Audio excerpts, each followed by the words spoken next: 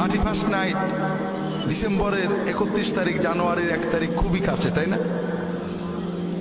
আমাদের ছেলে মেয়েরা, মুসলমানের ছেলে মেয়েরা 31st নাইট 0 আওয়ারে নাচ গান ফুর্তি আনন্দ ঢোল ইত্যাদি দিয়ে শুরু করবে, ঠিক না বেটি?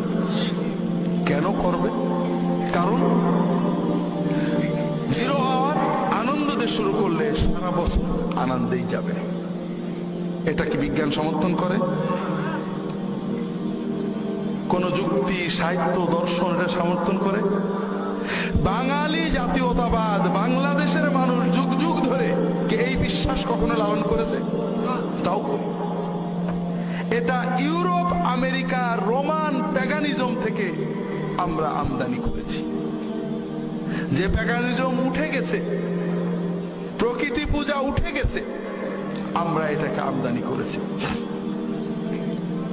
কেউ কি বলে যে ঠিক আছে বছরটা ভালো কাজ দিয়ে শুরু করা যাক,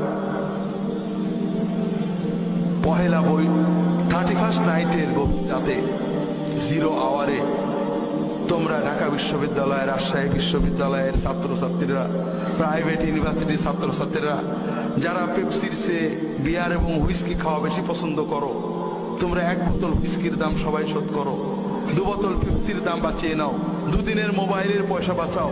ঠিক 31st নাইটে 0 আওয়ারে ওই বস্তির গরিব মানুষের কাছে যেখানে হাজার হাজার শিশু শীতে কাঁপছে, কোন শীতের কাপড় যাদের নেই, তাদেরকে অন্তত একটা শীতের কাপড় দিয়ে তোমার নতুন বছর শুরু করো, এ কথা কি কেউ বলছে? কারণ এটা তো মৌলবাদী কথা, ঠিক না? হ্যাঁ, মানবতাকে সাহায্য করা, গরিবদের সাহায্য করা মৌলবাদী কথা, ঠিক তো? এইরকম কথা বললে তো আমাদের যুবকরা নষ্ট হয়ে যাবে, ঠিক না? তাহলে কেন বলছি না?